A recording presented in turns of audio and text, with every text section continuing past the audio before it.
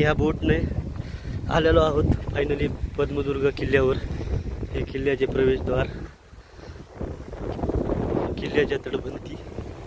आता ह्या प्रवेशद्वाराने आतमध्ये आपण आता जाऊया व आतमधली सगळी दृश्य आपल्या डोळ्याने पाहूया।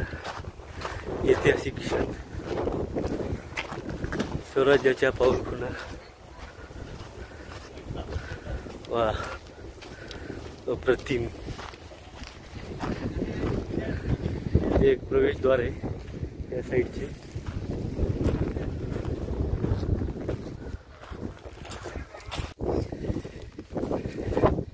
किल्ल्याच्या दक्षिणेशी ही बाजू जरा पडलेली दिसते।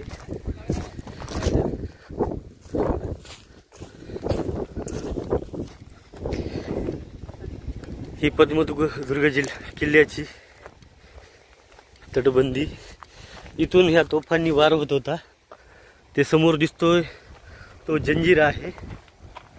ह्या तोफांनी मावळ्यांनी,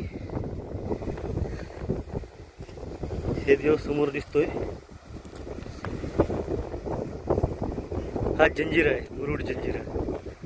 आणि ह्याच्या अलीकडे आपण आहेत पद्मदुर्गवर। ह्या किल्ल्याचे म्हणजे सिद्धी जोहरवर लक्ष ठेवण्यासाठी छत्रपती शिवाजी महाराजांनी हा ऐतिहासिक किल्ला बांधलेला आहे। आपण पाहणार आहोत आता। हे जे ध्वज आहे हे हिंदवी प्रतिष्ठानाने सह्याद्री प्रतिष्ठानाने लावलेले आहे पद्मदुर्ग किल्ल्यावर। तोफा,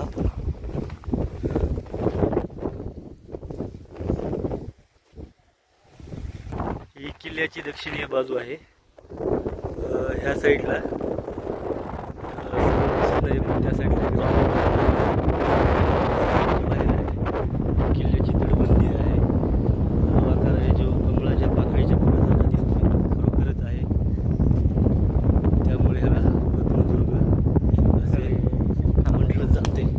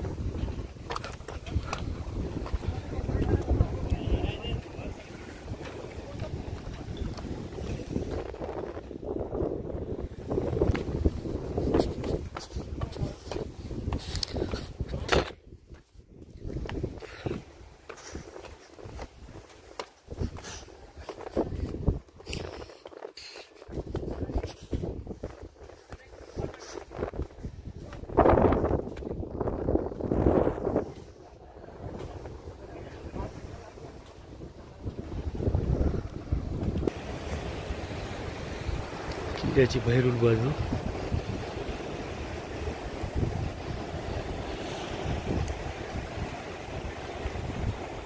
ह्या किल्ल्यावर तोफा जरा जास्त दिसत आहेत, कारण इथे तोफांची गरज होती।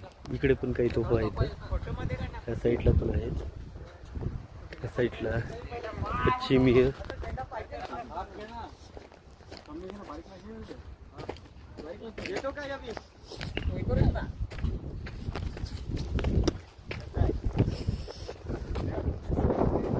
किल्ल्यावरती देवीचे मंदिर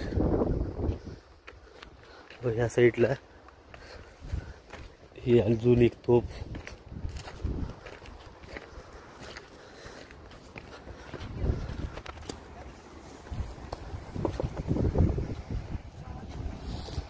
किल्ल्याची खूप सारी तटबंदी पडलेली आहे.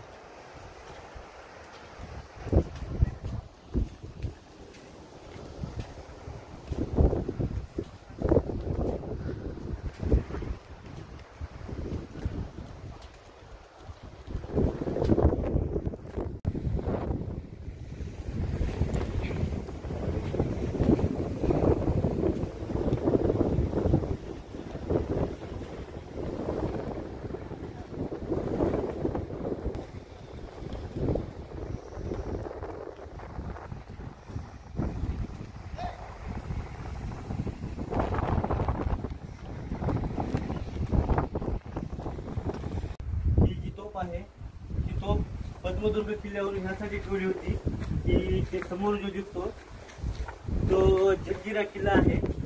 त्या जंजिरा किल्ल्यावर आक्रमण करण्यासाठी मावळ्यांनी ही तोफ ठेवली होती. त्या कारण दक्षिण साईडला आहे की नाही किल्ला असल्यामुळे दक्षिण साईडला खूप दरवाजे आहेत, त्यामुळे इथं अटॅक केला. त्या पद्मदुर्गावर सगळ्यात जास्त जवळपास तोफखाने जागोजागी तोफा ठेवलेले आहेत, जे की सिद्धी जोहर आक्रमण करू नये. सिद्धी जोहरनं खूप आक्रमण केले या किल्ल्यावर, तरी सुद्धा त्याचा काही जास्त फायदा झालेला नव्हता, कारण मावळे लढत होते. तर जागोजागी जे आहेत ते खूप तोफखाना आहेत. इकडं पण आहेत, त्या बाजूला पण आहेत. दाखव माझ्याकडे दाखव. हे जे दिसते 3 तलाव आहेत. एक हे गोड्या पाण्याचा तलाव आहे, ते एक आहे, तिथे एक आहे. 3 एक मोठे 2 छोटे असे 3 तलाव, गोड्या पाण्याचे 3 तलाव आहेत. ही तटबंदी आहे पूर्ण. किल्ल्यावर समोर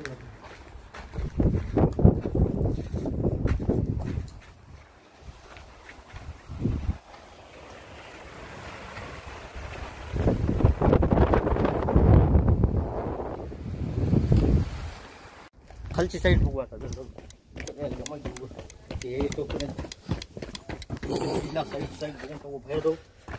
सगळं टोटल पाहिली तसे आपण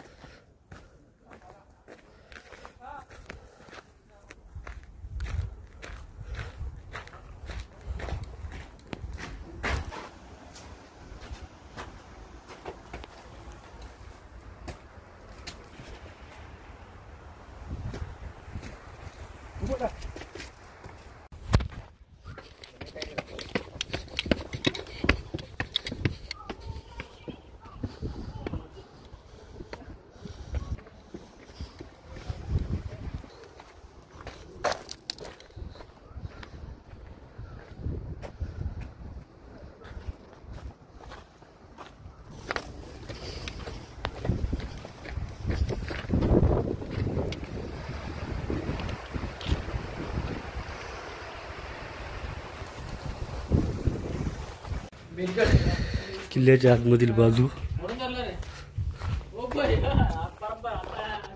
तोफखाना.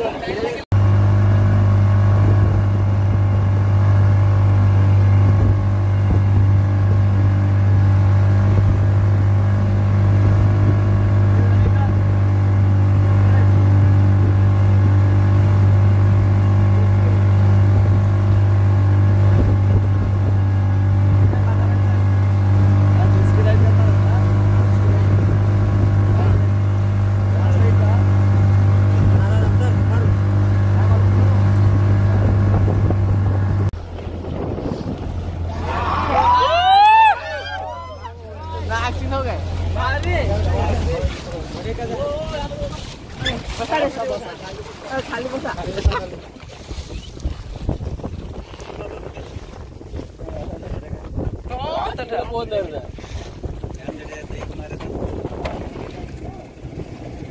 एक मार